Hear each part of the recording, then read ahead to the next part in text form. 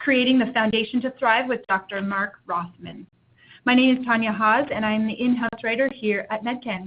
Before I introduce our presenter today, there are a few housekeeping items to cover. This presentation is being recorded and will be made available at medcan.com under Medcan Insights.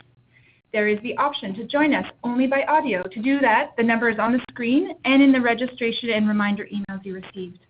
And due to the volume of participants we have online today and on the phone, we will be muting all incoming audio to ensure clarity, so you will not be heard. But please, if you do have questions throughout the presentation, you can submit the questions online here in the bottom left corner of your screen. These questions will remain anonymous. Only the presenters will see the names, and if we do use your question, we will not say who is asking it. At the end of the presentation, Dr. Rothman will have time to address a few of these questions, though please note it may not be possible to address all questions this evening. And finally, the information in this online seminar is for educational and information purposes only and is neither intended to be relied upon nor to be a substitute for professional medical advice, diagnosis, or treatment. Now, with all that being said, it is my pleasure to introduce our presenter today. For over 25 years, Dr. Mark Rothman has provided psychotherapeutic services for children, adolescents, and families, with whom he addresses emotional, educational, and relationship needs. Dr. Rothman also leads marriage and relationship counseling using the Gottman marriage counseling method. In family settings and corporate settings, Dr. Rothman provides coaching, training, mediation, conflict resolution, crisis intervention, anger management, as well as team building exercises. Dr. Rothman obtained his doctoral degree in psychology from Yeshiva University in New York City. Now I'm going to outline what we'll be walking through today with Dr. Rothman. These are the headlines. Understanding true self-esteem when it is and how it is developed. Strategies to support teens towards self-accuracy. Common teaching opportunities using instances of poor judgment or risky behavior. And we have organized this session so that we have a good amount of time for questions. So please feel free to submit your questions throughout the presentation. Now, without further ado, the microphone is yours, Dr. Rothman. Thanks very much. Happy to be here today. So as you can see in one of the first slides we're going to talk about is, what is the big deal about self-esteem? Why do we spend so much time, effort, caring about self-esteem? Why is it in every magazine and newspaper? So the first thing I'd like to do is kind of give you a little bit of a sample of understanding the impact of self-esteem and why we care so much about having positive self-esteem. But for a moment, let's pretend that self-esteem is not what you're going to know at the end of our conversation, but let's think about it in the way that most of us consider self-esteem, as to be a form of self-confidence. So for the next few minutes, we're going to pretend self-esteem is confidence.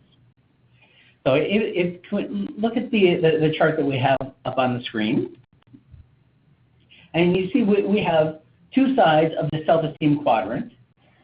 Across the left side, we have success and failure. That's a successful and an unsuccessful circumstance. On the top, we have positive and negative self-esteem. Now, of course, self-esteem is never actually positive or negative. It's always on a continuum, but some people have a higher level of self-esteem, some people a little bit lower, but there isn't anybody with none. Okay. We all have some. That's kind of important.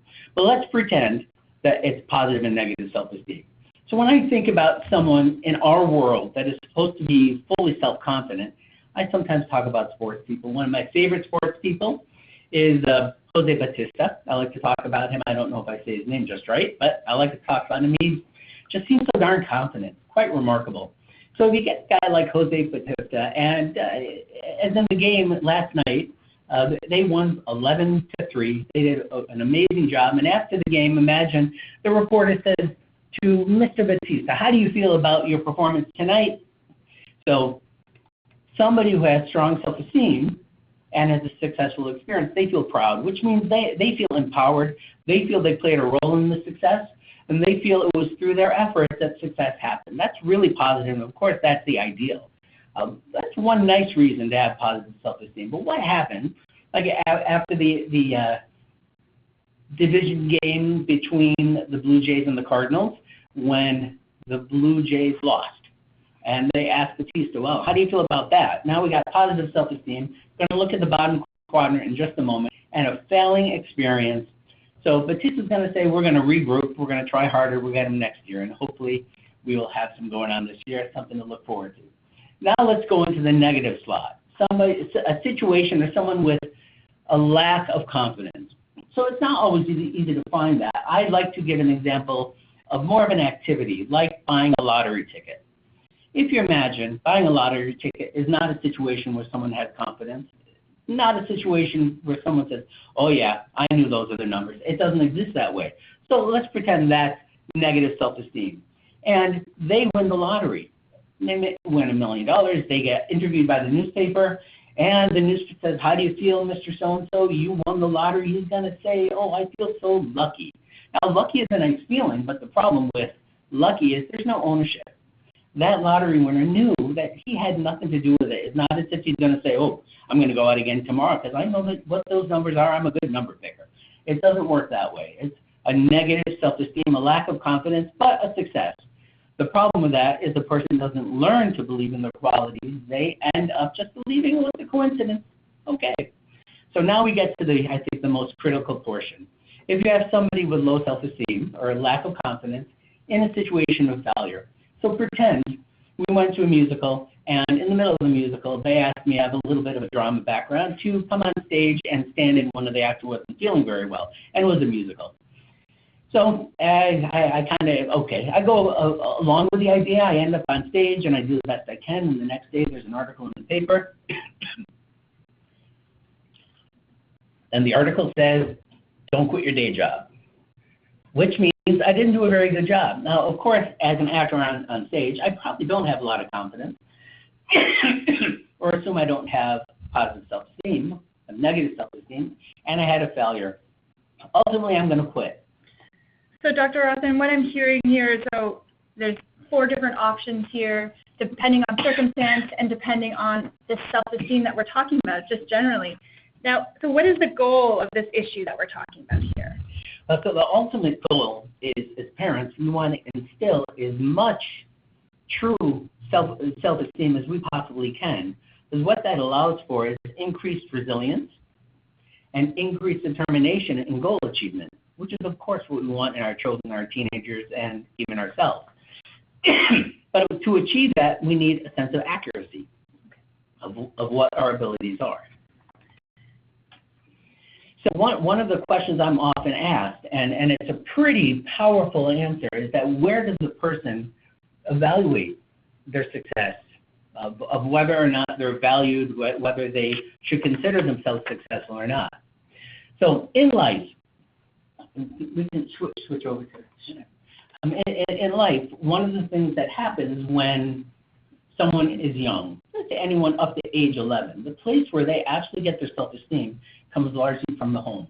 So what that means is if you happen to have a child who perhaps has some educational difficulties or maybe some social problems, but home life is really strong, and as parents you put great effort in understanding how to develop a sense of self-esteem and personal value in your children, they actually maintain pretty positive self-esteem, even in the face of failure, because their self-esteem is accurate. However, when they become 12 years old and they are transitioning into the adolescent years, and it could be even before 12 years old, the place where they start assessing their success or failure transitions from the home to outside of the home, and mostly having to do with their peers, which is a bit of a scary thought, because your 14-year-old son is basing his value and his success on whether he is a successful and valued person on other 14-year-old boys. And perhaps they're not necessarily the best measure, but that is the reality of what's going on. Same thing's true for your daughters. Right. It does. I would imagine any parents listening right now, they'd wonder, how much control do they have after 11 years old or 12 years old? So I think that you're going to tell us a little bit more about this growth of self-esteem. We're going to talk pretty in depth about all the different building blocks of self-esteem. But to the parents' credit who put the time and energy into your younger children to develop that sense of self-esteem, your efforts are very, very helpful in helping them manage in adolescence. We'll talk about that, but also you end up being the safety net. So when they venture out into the world and they're evaluating their success or failure from their peers and perhaps from other outside influences, You're the one that catches them when they fall. You're the one that has the ability to actually increase the resilience and their ability to follow through on achieving the goals that they're setting for themselves. Great, that makes sense. So I think we're going to move to the self-esteem pyramid you've talked about before. Right. So the self-esteem pyramid is an idea that I put together. It looks a little bit like the Maslow's hierarchy of needs. And it helps understand self-esteem in a little bit of a developmental process. So for a few moments, let's just talk about the development of self-esteem in a younger child from birth up to approximately grade 5, 10 or 11 years old. So the first stage of self-esteem development, which is going to be the basic foundation phase, as you can see in the slide, foundation is talking about developing a sense of trust, and a sense of belief and understanding and expectations in your world. So you bring home the baby from the hospital, and your job as parents is to feed them and change them and give them that sense of predictability so they can feel secure in their world. Very important, and that's going on from about birth to about 1.5 years old. That then brings us to the second stage. And the second stage is called identity. Identity is understanding yourself and how your body works physically as well as how your emotions work. Depending on who your child is, from the age 1.5 to 3, that can be a real challenging time. Some kids are more coordinated than others. There's lots of kids with really big, intense feelings, and this is the time where they're learning about those sort of things. It's sort of the time, if you can recall, when you're sitting in your living room, sitting on the couch, and you hear pots banging in the kitchen, and that's your toddler, your 2-year-old, messing with the pots, and every once in a while looks outside to make sure you're still there because they want to make sure nobody disappears. They're working on object permanence. But the idea of understanding what they like, what they enjoy, the way their body works, and the things that they're involved with. That then, at around age 3, helps them develop into the next stage, which is called peer group or purpose. And it makes sense because there are all different kind of kids in this world, and sometimes you have a child who's really athletic. And that's the 3.5, 4-year-old who's playing soccer and all the different kinds of sports. But that's not true for all kids. Some kids really like the artistic stuff, and they might be the ones who really enjoy perhaps a little bit more arts and crafts. Or maybe you have the ones that are a little bit more studious, and they just like books and numbers and blocks. It helps them develop certain kind of connections. Now, this also is very important in the elementary school ages when a child is making a greater commitment to areas of interest and developing a peer group. Whether you have affiliations of a religious nature in your family, that's part of it. Boy Scouts, Girl Scouts, Brownies, all those different activities is an expression of peer group through a person's identity and recognition of their likes and their dislikes. So once that's established and they really know the group that they're involved with, that lets them progress. Now we're talking about perhaps grade 3 and 4 to the stage that we call initiative. Initiative is the time when you're willing to take a little bit of a risk and maybe take a leadership position or volunteer to lead a certain activity. Maybe in grade 4 you might want to do the safety, or you might be the person who will volunteer to bring snacks for your next club meeting.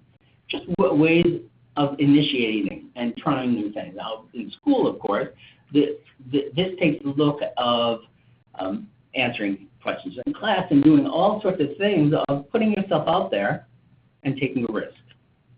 Now, that becomes very important as a way for a person to further develop their self-esteem and get feedback about their abilities, which leads them then to the final level, which happens around grade 5, to the idea of success. And success is where you're putting it all together and you're understanding your strengths and your areas of challenge, and you're recognizing that those are really all okay. It's just a question of what you want to emphasize, what you want to prioritize, which areas you want to work on and develop. But it's all okay. It's all accepted. And it's all right if you happen to be someone perhaps is really very strong in athletics, and maybe you're not so much the greatest reader in the whole wide world, but it's something to work on.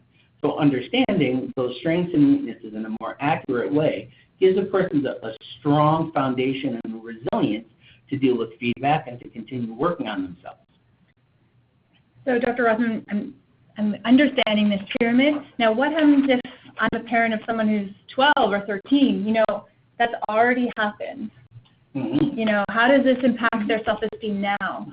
So in a certain way, I mean, if we ended right here, it would seem like, okay, self-esteem is all set when you're 11. But as you know, and we all struggle with self-esteem, even as adults, something happens when you enter into adolescence. One of the things we already talked about, in adolescence, we evaluate our success by our peers, not so much from our parents, which is a pretty tricky situation. We'll get to that at the end. What happens in adolescence, you begin reworking every one of these levels all at the same time.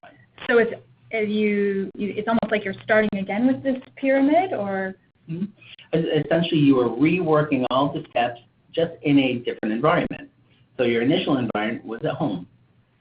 Your new environment is out in the world. The good news is, if you followed those steps and made a strong self-esteem pyramid growing up through age 11, it does make it more likely that you will achieve that goal again. But it's challenging in many, many different ways. Just a couple of really quick examples. Where would you see trust or foundation in a teenager? Well, how many teenagers wait by the phone or wait by their computer to hear from their friend in order to go out for the day because the friend said they'd be in touch? They're sitting there watching the screen or waiting for the phone to ring because they're not really sure it's going to happen. So it's trust or a foundation in your social circle. Who's a good friend? Who's not a good friend? Who can you tell things to? Who you can't tell things to? That's the foundation. Identity, that's a real toughie. In order to have strong self-esteem, you have to know how your body works. I could see a boy at 13 years old and then see him at 13 years, 4 months, and he's 6 inches taller. There is no way that he's able to move his body in space in a comfortable way in such a brief period of time. So how people grow and change, not just physically, emotionally as well. Emotions start changing, become stronger. We get feelings we never had before. It makes the identity phase of physical and emotional identity very, very complicated. Then peer group purpose. Well, there's lots of reasons why someone might want to change the things they're involved with. One of the biggest challenges that girls have today is those that were very competitively involved in gymnastics or dance, and now they're in high school, and they need to put more emphasis on their studies. They're not able, perhaps, to give the same commitment to dance that they did in the past, but they might not have the opportunity to continue dance in a less intensive way. So sometimes it's difficult for them to find a new peer group and purpose, which are really essential for a person's sense of feedback and progress to maintain their self-esteem.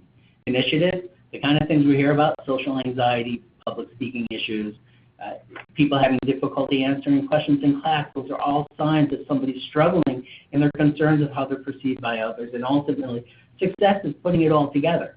But all of these things are happening simultaneously. Wow. It's tough being a teenager, isn't it? All right, well, let's move on. So the next section we promised is to focus on supporting teens towards self-accuracy. I think it's pretty interesting. We're using the word self-accuracy because, in my opinion, self-accuracy is actually what self-esteem is all about. So what are some things as parents you can do to support and strengthen your adolescent's self-accuracy? So the number one thing, it's not on the screen, it's just something I like to mention all the time. If you want to blow your teenager's mind, turn off your cell phone.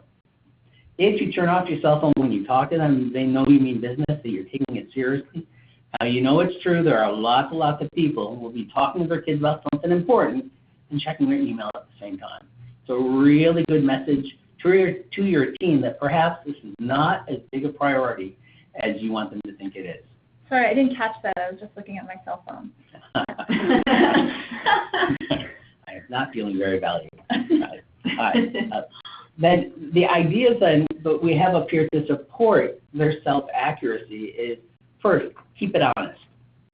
If you happen to be one of those rah-rah parents, a cheerleader parent, that's a wonderful quality, but make sure it's real.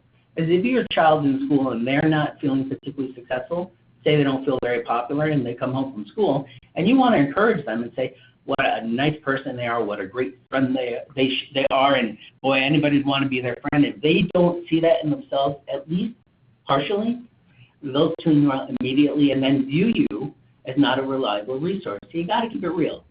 You can say strengths and strengths and strengths, 5 strengths in a row, and then perhaps an area to work on. That's really okay to do. Then I really love using the how can approach.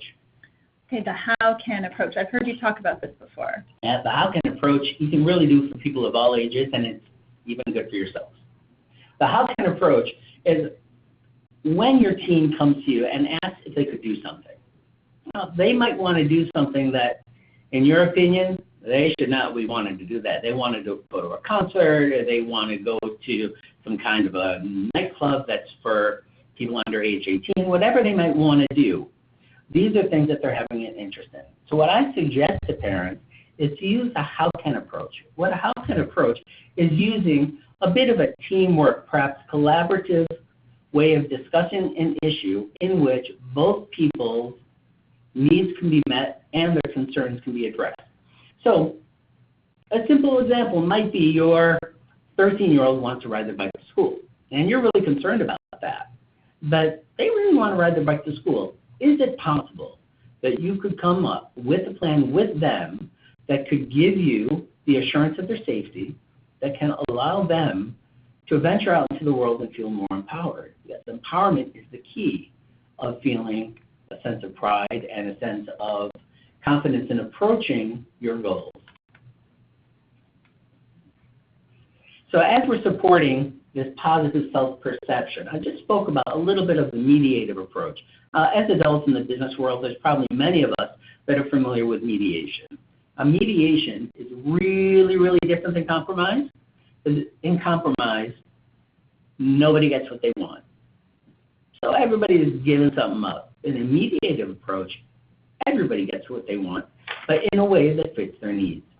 So if your adolescent is looking for perhaps a later curfew, how can that be done in a way that accepts their needs, but also addresses the concerns that you might have? That's what mediation is all about, as opposed to an authoritative approach, which perhaps maybe some of us were raised in such a way, where we do it because our parents say so. And that does work for a while, but after a certain period of time, that card doesn't work quite as well, particularly as our adolescents are getting into the upper years and the higher years of high school. It can definitely become more challenging. So if you think yourself as an empowerer and somebody who's really working towards giving your adolescent the range of behaviors and activities that they're looking for, but in a way that you're assured of their safety, you can be viewed as a resource. And how much better if you're viewed as a resource than as the obstacle. It's a really common problem that parents and adolescents have is that often they don't communicate so well. That really happens some of the time because the adolescent views their parents not open to sorting out those situations. Rather, they view them as the obstacle and try to sneak things by them whenever they can. That's what I was just going to say. I'm not going to name names, but going to concerts that I thought, going to concerts I thought my parents would not have allowed me to go to, and one sneaks away. Mm-hmm. So I know you did speak about a concert example. Would you? I believe it was a recent Canadian superstar. Yeah, definitely the Diva was in town, and a lot of the young teenage girls, 13, 14, 11, 12, were really interested in going to the concert. Now, a 15-year-old going to that concert perhaps is really different than your 11-year-old going to that concert. So you want to use a how can approach. I actually had probably 3 of the teenage girls' parents go to the concert with them. Now that may sound mortifying, but they actually just got seats 2 rows behind them. It wasn't quite as uncomfortable as it might have sounded, but a couple of them were actually happy to go with their parents. They thought it was pretty cool too. Yeah. And then what about when can you say no? I mean, you'd want to be a flexible parent, but there are circumstances where just no is the right answer. Sometimes no is necessary, and sometimes the buck's got to stop with you as a parent. No should be used, though, in very specific situations that you would view as dangerous and seriously risky. So it's difficult for me to tell you what those situations should be, but I think you probably have some good ideas. All right. So now we're moving on to the next section, our final section before questions. I think you just touched upon, risky situations or when poor judgment is happening. How often I will meet parents of an adolescent that I have some sessions with, and they will say, what was he thinking? So the what was he thinking or what was she thinking is really the perfect description of some of the confusing behaviors that show up in those adolescent years. So just for a moment, if I can, I want to speak about the idea of executive functions. A lot of people are familiar with executive functions because there is a certain diagnostic category, pretty much everybody knows, ADHD, that is really an executive function problem. But executive functions are something that all of us have and are very, very important. I'll give you a really quick description. Just imagine inside of our brain we had this little person that lived in there. He's our little executive. And the job of the executive, the CEO of our brain, he does not do anything except tell you what competencies, what skills are necessary when. It's the one that says, you got to prioritize, get your homework done right now. Or it's the one that says, nah, that's not a really good idea. That's kind of a risky behavior. Don't do that one. It's also one that says, hey, this sounds like a lot of fun, and maybe it's time to have a little bit of fun. That's really well and good if you have an executive who's doing his job well. But the problem being an adolescent, the executive is not yet fully functional. He doesn't do his job completely well. And if you think about what's going on in those adolescent years, you think about your 12-year-old who could hardly perhaps remember their school books. By the time they graduate high school, they're essentially, in many cases, managing their academic demands independently and their schedule independently. And sometimes you don't even have to wake them up in the morning. And sometimes they can even cook for themselves, lots of different stuff. So the challenge with executive functions, though, is executive functions are not fully developed until someone is approximately 25 years old. And there's some differences with that depending, but say 25 years old. So that's the explanation why sometimes teenagers seem so very adult in many ways, but then will make a choice that just seems absolutely ridiculous. And you can't believe that your brilliant son who's getting 90s in school stood out all night without calling.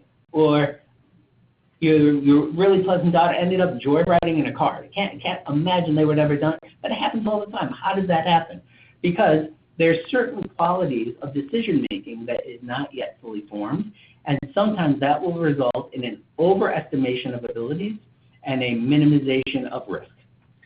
All right, so we have listed here on the screen a few examples where parents may be concerned, missing classes, getting into fights, using a credit card without permission, and other things like drug and alcohol abuse or concerning social media use. Now, I believe we're going to go into a case study if we could, and then we'll be coming up to questions. So we're going to talk about two very, very common circumstances that often happen for adolescents. So the first one, it's a case study of an adolescent using a credit card without permission. This can happen in many ways. Some adolescents are given a credit card and supposed to use it only in certain circumstances. Not necessarily a big fan of that one.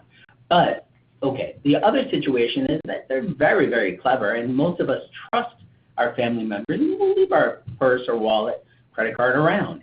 And suddenly you start noticing there's charges on your credit card that you and your wife don't know about. So there's a problem. And more than likely, it was probably your 17-year-old who got into that, but you don't really have any proof.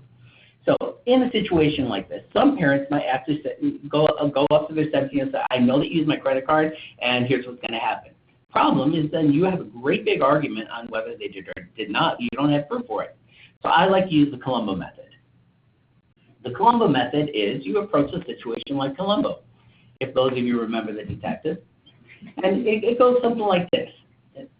And you say this while everybody's around. I can't quite figure out what's going on. It's such a strange thing. I know that there's some charges on this credit card, and I know that I didn't make the charge, and your mom didn't make the charges. I can't know for sure how they got there. I kind of have a pretty good idea, but I'm not really sure. But something I would need you all know, I'm really going to be keeping our eyes on that. So what's the point of what I just said? The danger of inaccurate blaming for behavior is extreme. The opportunity for an older adolescent to talk their way out of being blamed is also extreme. They're really, really clever. So what you have now done, you set the stage for next steps. The next steps is they know, oh, they notice. They pretty much figure like you don't notice anything. So if you let them know you notice it in a way that's not blaming, now they might be a little bit more careful. Sometimes it just stops the entire behavior, but you keep your eyes on it. Then if it happens again, you are then able to take some additional steps like canceling credit cards and doing whatever sort of means might be necessary in order to put further controls on that. Sometimes it's even possible in certain circumstances to prove it. But that's perhaps a bigger discussion. So the Columbo approach is a great approach to bring to your teenagers' attention that you're aware of something, but you really don't have the proof to really act on that. Then another situation, school absenteeism, often a big problem, particularly with teenage boys, girls too, who like to sleep in and have a kind of point of view, well, what's the big deal? I don't really have anything going on first period and I'm not missing very much, so I'm just not going to show up. As the executive function says, well, if it doesn't have meaning to me, that's not important. So in that situation, most schools have rules that if you're absent, blank number of times you get a detention. So as a parent, your job in that circumstance is to be really thoughtful to your teenager and let them know how much you feel for them, that now they're going to have to go in school on a Saturday morning for 3 hours because they were absent a certain number of times, but at the same time, be sure not to rescue them. We do have a tendency to want to ensure that our children don't experience pain and discomfort. The number one benefit of external world consequences, and I say external because your teenager's self-esteem is coming from the outside world. For them to experience outside world consequences will help develop their executive functions, and they will then make better choices. If you rescue them, they won't learn those lessons and perhaps might repeat or make more serious errors. And their resilience muscle will be strengthened. I guess it's so many discussions and thoughts about responsibility and so on, and I'm sure many of our participants have many questions. So right. We are now going to move to some of the recommended resources that you have encouraged clients and their parents to go to. These are just a few. So there's aboutkidshealth.ca, that's Hospital for Sick Children, teenmentalhealth.org, and then kidshealth.org. Now, before we get to questions, I want to encourage everyone to please turn to submit your questions in the bottom left corner. And again, no names will be used, and only the presenters we will see who is submitting, but we will not share those names. And please note that all of today's seminar participants, you will be receiving a survey to learn more about your seminar experience. This is a new service here at Medcan, and we do value your feedback. I'm now going to take 30 seconds while Dr. Rothman reviews the questions, to tell you more about the Child and Youth Assessment here at Medcan. The Child and Youth Assessment is designed to provide tailored strategies to help your child reach their potential and gain insights to parent your child customized to his or her unique physical, social, and emotional needs. The assessment focuses on 4 key areas: medical, social well-being, nutrition and fitness, and cognitive development. The contact information is available at medcan.com or at the email and phone number on your screen. If you have questions about the program or sessions, you can call or email. And Dr. Rothman has also provided his email address should you have any follow-up questions after today's seminar. All right, now we are going to move to questions. We do have quite a number of queries from our participants, Dr. Rothman, so let's get straight to them. All right, now here is the first one, Dr. Rothman. What if your parenting is more authoritative in style than what you had been speaking about, this mediative? How can you change, or is it, yeah, that's what I said. Yeah, how can you change? Well, change is always a challenging thing. Very frequently, most of us learn to parent based on how our parents parented us. We usually pick 1 or 2 things that we wouldn't repeat, but the general approach is often very, very similar. So if our approach is authoritative, one of the issues of that for a teenager is that as they age, you don't have the same power that you had previously. Further, if they view you as the obstacle, they will then avoid discussing things with you and limit their discussion, And your greatest goal is to impose your wisdom in life on them. So the more discussion, the better. So to find ways to learn the collaborative approach, there are some excellent resources that I can certainly get some names of. One of my favorite books that talks about the adolescent parent relationship that's about the female adolescent is Mom, Get Out of My Life Now, Can You Take Me to the Mall? Great title. Which kind of talks about some of the ups and downs of communication, of finding a mediative, discussive, problem-solving approach. I think my favorite concept or idea that I suggest with parents, especially in their business world, if they view themselves as the manager or the boss and they're working with an employee to try to help bolster their skills, or if they view themselves as a coach, that the job of the coach is to help develop their sports players or whatever you're coaching in the most optimal way, using their strengths and helping them develop the challenges. Thank you so much.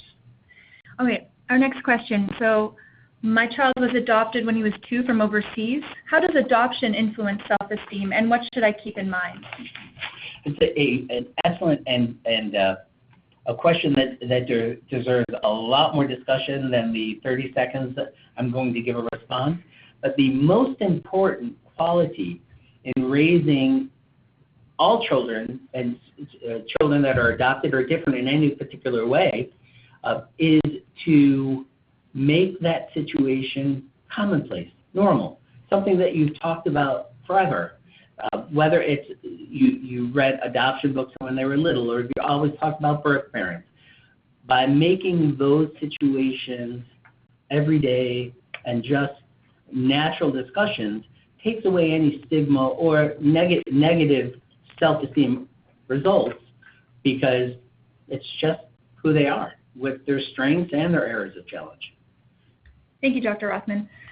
Now, what if my teenage girl wants to quit competitive gymnastics? You kind of touched upon that. So the question of continuing in a competitive sport in the teenage years is it's a pretty serious question. As all the research indicates is that particularly teenage girls more than boys, that having external interests where they're getting perhaps kudos and positive responses is very, very important in maintaining self-esteem. So if they're at a point where school is more demanding, or they're feeling the demands of their competitive sport is more than they're interested at that time, I think it's very reasonable to allow them to find other options.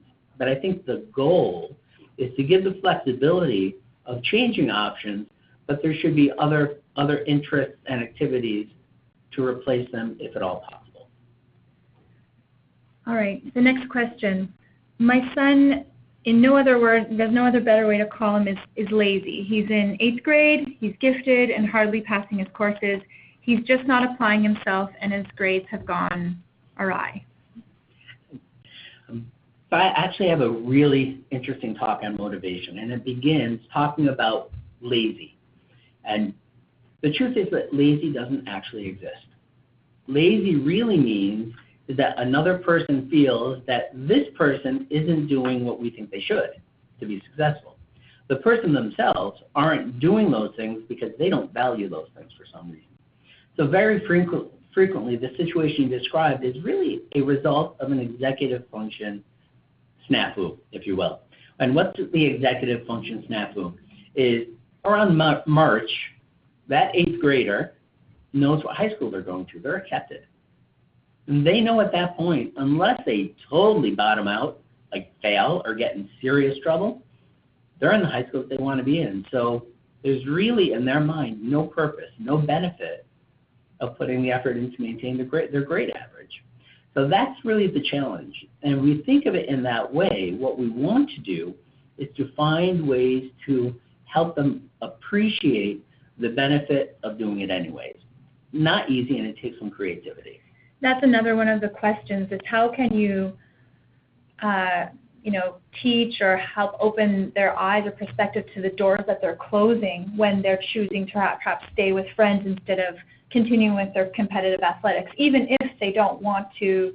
The parents aren't, pressuring them to be a competitive tennis or hockey player, but the benefits of that sport, they are diminishing by hanging with their friends. How can you open their eyes to that? That's tough. It's real tough.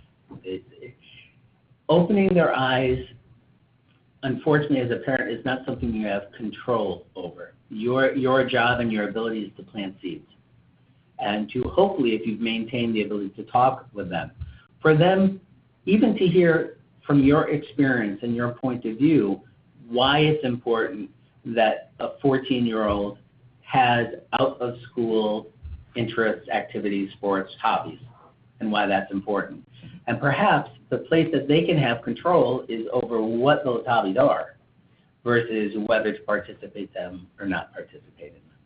So it may be part of that mediated process that for them to have maybe a little bit more free time, you are looking for their commitment in other things, perhaps for a less amount of time or a lesser amount of time. All right, one question is about fashion and dress. So my teen is being persuaded by friends to dress a certain way that is not in line with my values. How can I encourage my teen to respect themselves? It's a really, really tough challenge. We live in such a powerful society that impacts so many aspects of our adolescents' behavior. I think one of the things to keep in mind is that you are a model of self-esteem. So if you present yourself according to your values, but you can also do that in a way that's stylish. It's still attractive, not doty, not like old-fashioned, but something that they would view as, okay, cool, attractive, well, maybe reserved.